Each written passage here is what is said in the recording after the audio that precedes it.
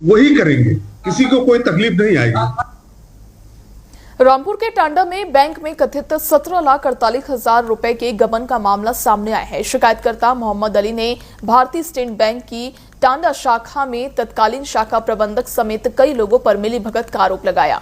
उनका दावा है कि मृतक पिता के खाते से रकम अन्य खातों में ट्रांसफर कर दी गई और मृत्यु के बाद भी 21,000 रुपए निकाले गए।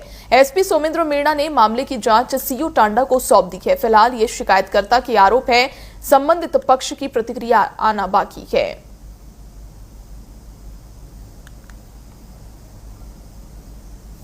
उत्तर प्रदेश के रामपुर जिले में बैंक का जो है घोटाला सामने आया है। जो शख्स अब दुनिया में नहीं है, उसके जीवित होते हुए 17,48,000 रुपए बैंक से वाउचर लगाकर जो है दूसरे बैंक खातों में ट्रांसफर कर लिए गए।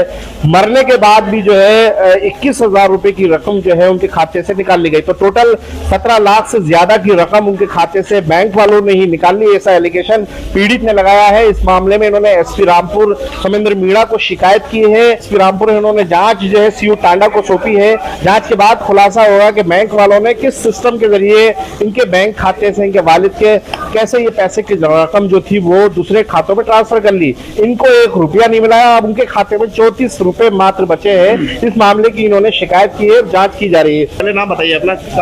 मेरा नाम मोहम्मद अली है, मैं टांडा बादली से हूँ।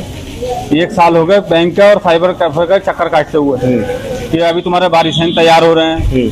और बैंक में जाते थे कि साहब फिर हम उनसे कहते हमारा पापा का चेक वो दिखाओ, क्या नाम है, स्टेटमेंट निकाल के दिखा दो कितने बड़ा अभी तुम्हारे अंगूठा लगागा। इस तरीके से उन्होंने घुमाते रहे। 1 साल पूरा हमारा घुमा दिया उन्होंने बैंक वाले ने। कैसे पता चला है खाते से पैसा गायब हो गया? स्टेटमेंट निकलवाया? स्टेटमेंट हम परसों गए जब वहाँ, तो उन्होंने मैनेजर साहब ने हमें 34 रुपए दिखाए। बोला तुम्हारे पापा के खाते में 34 रुपए हैं। कैसे कैसे रकम गई? तो साहब हमने जो मैंने कहा आप हमें स्टेटमेंट के निकाल के दो।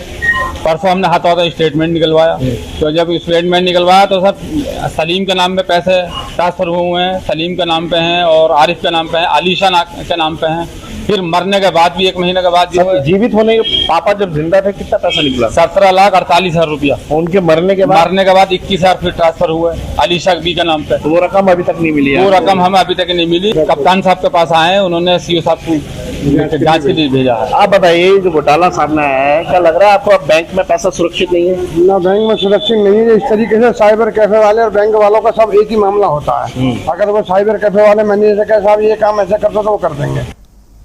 ललितपुर के थाना मदनपुर पुलिस ने नाबालिग से दुष्कर्म के मामले में फरार चल रहे आरोपी को गिरफ्तार कर बड़ी सफलता हासिल की है। आरोपी रज्जू निवासी ग्राम नवलपुर कचरा थाना रहली जिला सागर के खिलाफ बीएनएस की विभिन्न धाराओं और पॉक्सो एक्ट के तहत मुकदमा दर्ज था। थानाध्यक्ष राजपाल सिंह के नेतृत्व में पुलिस टीम ने उसे दबोच लिया। वहीं आवश्यक कानूनी